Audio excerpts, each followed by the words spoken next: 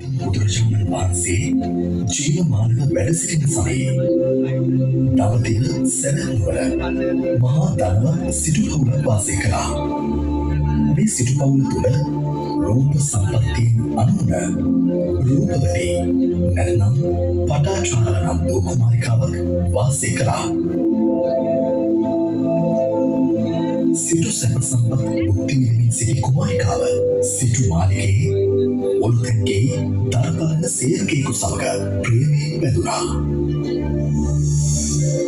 කාලයාගේ ඇවෑමෙන් මව්පියන්ටත් රහසේම රූපවතී නැත්නම් පටාචාරා දරපාලන තරුණයන් සමග සිටු මෙතුරින් රාත්‍රියේම පලා ගියා.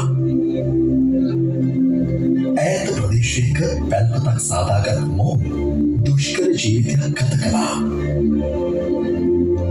කාලයක් ගතවීමත් සමග පටාචාරා පළමු දරු ප්‍රසූතිය සඳහා මව්පියන් ළඟ යාමට පිටත් වුණද ඇයට පැල්පත තුළම දුෂ්කර ලෙස දරු ප්‍රසූතිය කරන්නට සිදු වුණා.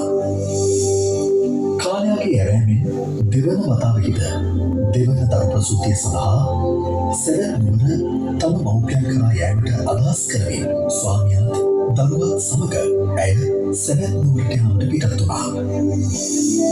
දහවලකිරි අවසන් වී රාත්‍රිය උදා වුණා. එය අඳුරු බිහිසුම් රාත්‍රියක්. අහස කුකුරා මහමැසි වසින්නට වුණා.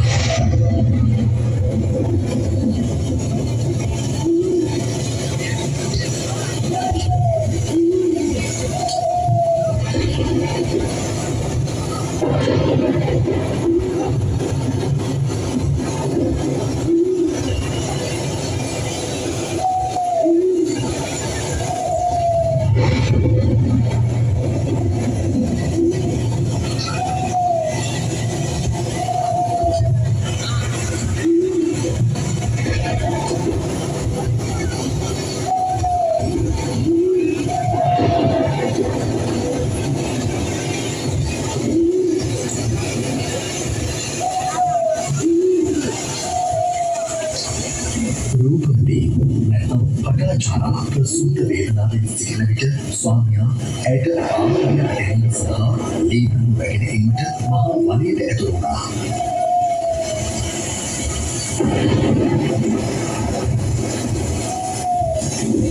වනය තුළ ඇති කුමසක සිටි නාගයෙකු ස්වාමියාට දෂ්ට කිරීම නිසා ඔහු සිහිසුන්ව ඇද වැටුණා.